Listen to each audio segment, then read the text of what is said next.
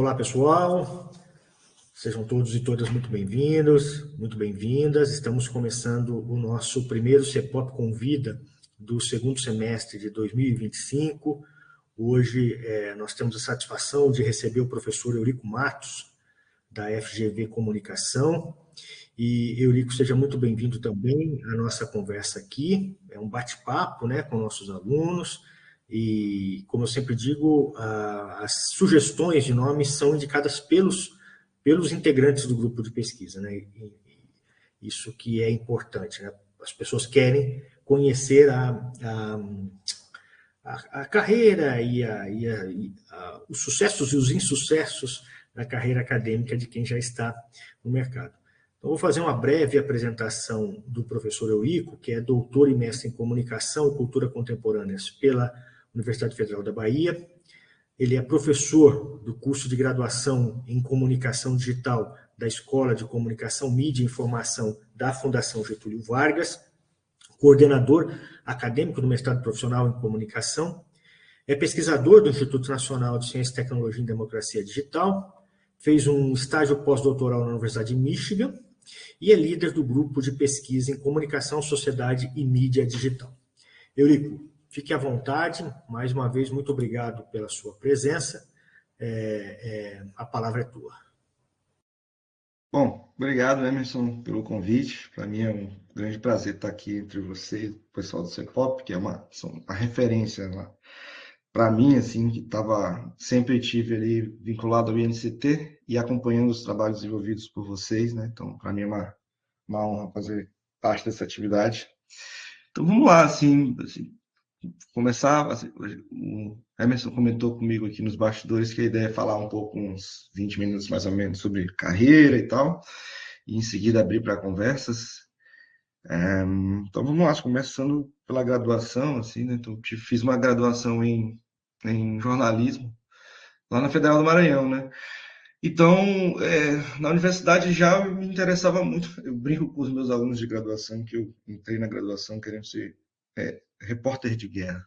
Rapidamente mudei de ideia em relação a esse plano e me interessei pela política logo cedo, né, na graduação. E tive um orientador muito querido, Márcio Carneiro, que trabalhava muito com tecnologias digitais, né? Então de logo cedo, tivemos uma conversa de orientação e ele comentou: Eurico, posso te ajudar muito em teorias das mídias digitais, coisas relacionadas a esse tema e tudo mais, mas em relação à política, eu acho que tu vai ter que procurar alguns outros caminhos aí por ti mesmo, assim. E aí foi quando eu conheci, enfim, o Wilson e toda a obra do pessoal do INCT, né, que depois se constituiu no INCT-DD, né, Instituto Nacional de Ciência, Tecnologia e Democracia Digital. E foi daí que eu conheci o conceito de democracia digital e coisas nesse sentido, e logo me interessei lá na graduação. Então, na graduação já eu terminei trabalho de conclusão de curso fazendo uma análise do site da Câmara dos Deputados e do Senado Federal, né? Então, foi já na graduação, já tinha esse interesse em trabalhar com tecnologia, comunicação e democracia, no final das contas, né? Foi quando eu conheci o grupo de Wilson, não sei se o Rafael Sampaio participou já dessa atividade, mas o Rafael foi também foi super generoso naquele momento em que eu estava saindo da graduação e estava muito interessado em ir para o mestrado. E o Rafael me ajudou muito a fazer essa mudança, assim, né? Então, isso é uma história, acho que é uma história que eu sempre vou retomar aqui várias vezes, que vocês vão ver que eu tenho bons amigos. Então, um passo importante na pós-graduação é ter bons amigos, bons colegas que vão te ajudando ao longo desse processo, né? E Rafael é um desses camaradas que me ajudou bastante nesse primeiro momento ali de chegada na Universidade Federal da Bahia, né? De submissão do meu projeto, efetivamente, né? Então, eu lembro que o Rafael escreveu um e-mail, assim, se a gente fosse converter o e-mail em uma página de Word, daria umas 2 páginas de e-mail comentando o e-mail de uma pessoa da graduação interessado em ir para o mestrado. E é muito interessante, né? Como a gente tem essas histórias de generosidade acadêmica, e isso é um valor que é muito importante para a gente replicar ao longo da nossa trajetória e tal. Então, tive muita sorte de ter colegas muito generosos nesse sentido.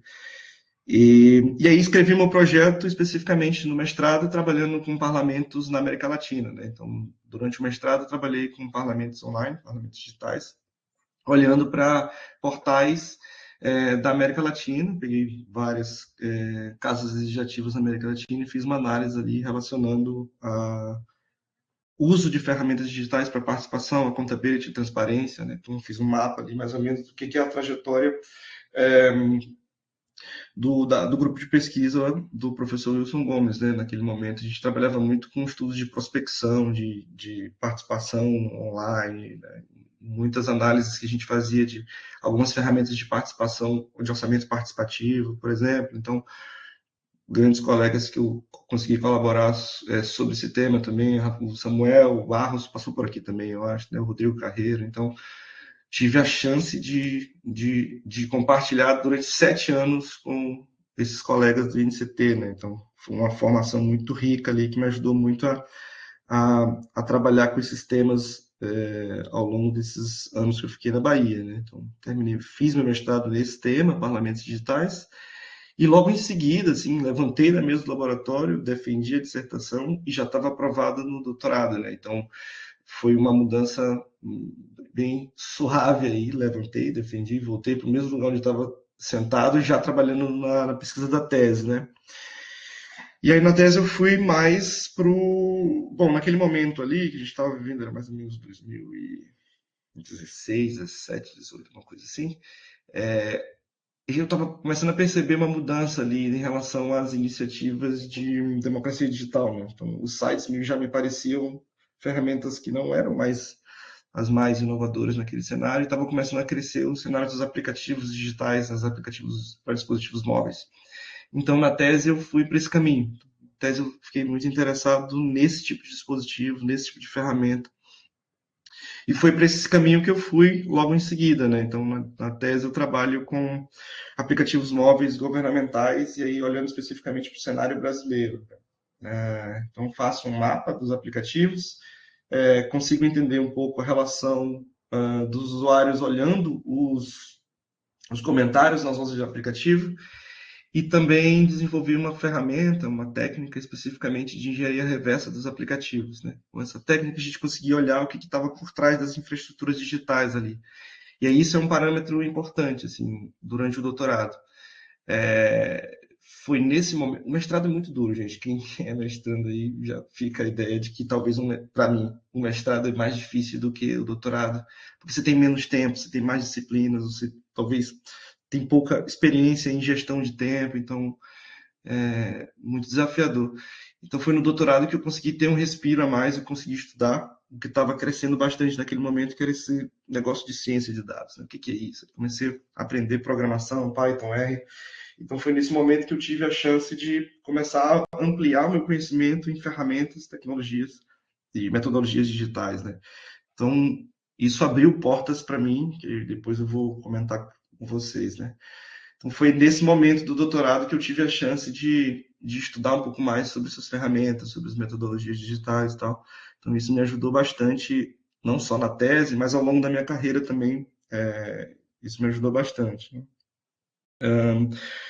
Bom, aí no doutorado eu terminei a tese, e aí quando eu terminei a tese, logo era novembro, eu tinha que defender até abril, mais ou menos. Então, nessa transição, assim, eu fui convidado para participar de uma entrevista aqui na FGV, cujo plano era abrir uma escola de comunicação digital. Então, a FGV tem uma unidade de pesquisa aplicada chamada Diretoria de Análise de Políticas Públicas, e que trabalhava há muitos anos, há pelo menos há 10 anos naquele momento, então 2013 mais ou menos, eles trabalhavam com monitoramento de debate nas mídias digitais, né? Então tinham muitos estudos relacionados a esse tema especificamente, né? E aí eles estavam fazendo uma transição de mudar para uma unidade de pesquisa aplicada, que desenvolvia relatórios sobre esse tema, para se tornar uma escola, né? Ensinar aquilo que eles efetivamente trabalhavam com, né? Elaboravam, faziam estudos sobre, né? E então eu vim nesse cenário em que eu era o primeiro de comunicação que estava chegando nesse grupo, que trabalhava com comunicação digital, mas muito a partir da perspectiva das análises de políticas públicas, né? Uma turma da administração, da ciência política, da sociologia. Então, era uma turma que precisava ter um corpo a mais no campo da comunicação. Então isso é foi nesse cenário que eu chego efetivamente na FGV com esse grande desafio de, bom, como é que se cria uma graduação em comunicação? Não fazia a menor ideia de como fazer isso, e foi fazendo que eu aprendi a elaborar um PCC, né, um projeto pedagógico de curso, né, um PDI, Plano de Desenvolvimento Institucional. Fui aprendendo todas essas siglas que o MEC nos indica e nos orienta a elaborar esses projetos assim para criar essa escola. Então foi nesse trabalho que eu me concentrei ao longo de 2020, 21, 22, 23, mais ou menos 23. 22, na verdade, até 22, porque daí a gente elaborou os projetos, elaboramos todos os documentos para o MEC, submetemos no MEC, elaboramos ementa de cada uma das disciplinas, né? Então, isso com o corpo de professores aqui, na verdade, naquele momento éramos todos pesquisadores dessa unidade. E elaboramos as ementas das disciplinas todas, assim, né? Então, a ideia era fazer um curso de comunicação em que o digital não fosse uma disciplina eletiva. O digital ele precisava estar em todas as disciplinas, atravessando todas as disciplinas. Então, só para dar um exemplo, eu sou professor de teorias da comunicação. Aí eu brinco com os meus alunos que eu preciso ensinar 100 anos de produção teórica, de reflexão sobre o processo comunicacional em 60 horas. Então, esse é um desafio que eu tenho lá. E eu faço esse desafio com eles sempre pensando nas teorias clássicas, mas tensionando com fenômenos do digital, né? Então, eu e todos os outros meus colegas aqui da escola fazemos isso, né? Então, a gente faz essas provocações o tempo inteiro, e é uma escola em que é isso, né? O digital não é o particular, ele é uma parte integral dessa formação desses novos alunos aqui, né? Foi interessante, logo de primeiro a gente conseguiu submeter e ser aprovado pelo MEC, né? Tivemos uma aprovação bem importante, com a nota máxima no MEC, o que é um motivo de grande orgulho, assim, para mim, ter participado desse projeto. Dito isso, logo que a gente abre a escola de comunicação, ou tem o projeto aprovado em 2022, a gente tem a escola abre, em 2022 a gente tem um projeto aprovado e a gente já faz o vestibular no final do ano, a primeira turma começa em 23, a gente está hoje na terceira turma. Mas logo depois que a gente tem o projeto aprovado lá no MEC, já começa um novo desafio, que é abrir um mestrado profissional em comunicação digital e cultura de dados. Naquele momento eu não tinha esse nome especificamente. A ideia era reproduzir um pouco essa formação que a gente estava dando na graduação para pensar a pós-graduação. A gente tem vocês devem ser da ciência política, alguns da comunicação, mas a gente tem um gap importante aqui na formação em comunicação, né? Na minha formação, pelo menos, a gente ainda tinha o digital um ponto específico, né? E agora, na formação dos nossos alunos, a gente tem o digital como algo que atravessa tudo. Só que a gente tem uma geração que foi formada nisso, né? Que foi aprendendo enquanto as inovações digitais estavam vindo, enquanto as transformações da comunicação estavam acontecendo, né? Então, a gente percebeu esse gap na formação em comunicação para trazer essa coisa do digital, né? Então, foi esse o desafio, foi isso que a gente tentou propor nesse projeto, né, de mestrado profissional, e também tivemos aprovação logo na primeira submissão, né? Então, de fato, tinha assim, um gargalo nesse tipo de formação na comunicação, efetivamente, e, e foi uma decisão muito importante, assim, da gente ter esse desenho de um mestrado do campo profissional, mais do que acadêmico, pelo menos nesse primeiro momento, sabe? Então, isso dá a nossa ideia é que ganhar força com esse mestrado profissional, para que posteriormente a gente tenha um mestrado também acadêmico mais adiante. Então, esse é uma coisa importante aqui de ser mencionado. Esse mestrado a gente já está também na terceira turma.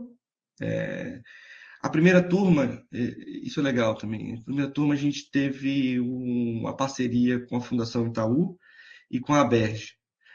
Então, todos os profissionais dessa primeira turma do mestrado profissional são do terceiro setor, gente. Então, eles não, todos têm bolsas de 100% e tudo mais.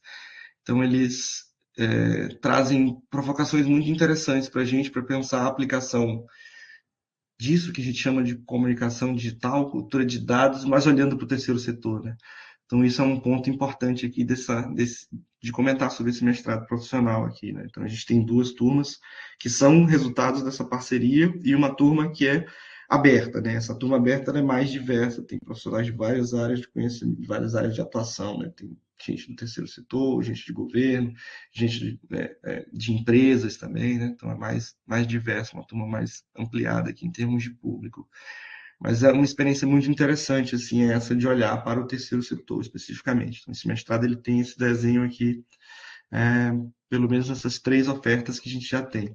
Ele começou a ser coordenado pela professora Luciana Veiga, outra pessoa de extrema generosidade que me ensinou aqui os passos de como mais ou menos coordenar um programa de pós-graduação, né? Então é uma figura muito importante que contribuiu muito assim para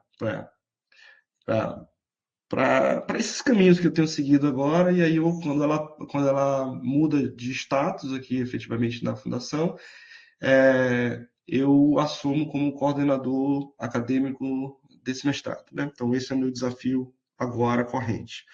Além disso, bom, toco o grupo de pesquisa, e tem uma agenda de orientação específica. Isso das orientações é legal de comentar também, né? Então, como ele é um mestrado que ele tem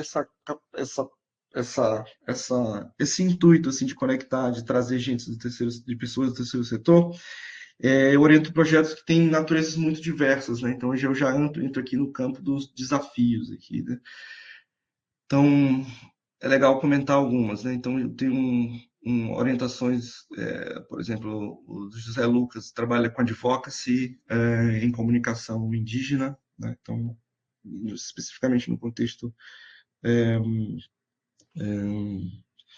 da demarcação de territórios indígenas, né? Então, isso é uma pesquisa muito interessante que ele tem desenvolvido e que eu conecto um pouco com a minha agenda de pesquisa em comunicação política. Tem a Larissa, que está trabalhando com geração cidadã de dados, mais especificamente para comunicadores na Amazônia. E estou orientando o Diogo, né? O Diogo é do Instituto Fogo Cruzado, não sei se vocês conhecem, mas ele trabalha com geração cidadã de dados no contexto da violência urbana no Rio de Janeiro, né? Então, a ideia do Diogo é trabalhar com storytelling, olhando para dados gerados por cidadão. Então, sempre vocês podem notar que tem um atravessamento entre comunicação digital, especificamente, nem sempre no campo da política, mas com essa pegada de tecnologias digitais e comunicação, efetivamente, né? Então, essa é uma característica das nossas orientações aqui na escola. A gente abre um pouco o nosso leque para além do que é o nosso original, o nosso tema original de interesse, e tenta conectar com outros temas aqui. E aí, voltando para o grupo, assim, uma das coisas que a gente tem trabalhado, a gente trabalhou muito nos últimos 3 anos, foi com conceito, enfim, com estudos relacionados a discurso de ódio online, né? Então, eu estou na coordenação do grupo, estou na liderança desse grupo de pesquisa já desde a criação dele, né, em 2024. Não, 2024, perdão, 2022. E a gente tem trabalhado com esses temas e aí algumas mudanças assim ao longo do tempo, né? A gente trabalha muito com política das plataformas digitais, né? Então tem uma galera que se interessa bastante por esses temas aqui, tá? Então sempre tentando conectar esses temas que são de várias professoras mesmo, talvez seja um único homem agora. São várias professoras interessadas nesse tema e a gente tenta fazer uma colaboração para buscar o que nos une efetivamente, né? Então, alguns desses temas aqui relacionados à plataforma de mídias digitais vêm sendo os nossos temas de interesse. Aí tem vários atravessamentos aqui. Então, a professora, só para mencionar algumas pesquisas, né? A professora Renata Tomás trabalha com infâncias, né? Então, como é que as plataformas digitais lidam com questões relacionadas à infâncias? Que tipo de desenho usar nas políticas públicas, nas políticas dessas plataformas que são direcionadas a crianças, efetivamente. Aí tem a Ana Bentes, que trabalha especificamente com questões relacionadas ao capitalismo de vigilância. Tem uma pesquisa muito interessante sobre saúde mental, né? Então, como é que esses temas, tanto criança quanto saúde mental ou política, se conectam em um grupo de pesquisa que tem trabalhado com tecnologia, sociedade, comunicação, efetivamente. Então, são muitos atravessamentos possíveis e a gente tenta fazer essas costuras aqui. Nos últimos anos, a gente tem tentado fazer essas costuras através das políticas das plataformas, sabe? Bom, aí aproveitar esses minutinhos finais aqui para trabalhar ou para falar um pouco sobre o que que eu entendo como os problemas que a gente acaba enfrentando aqui no campo de pesquisa, né? Que eu acho que muito provavelmente vocês trabalham, assim, vocês devem lidar cotidianamente com isso, né?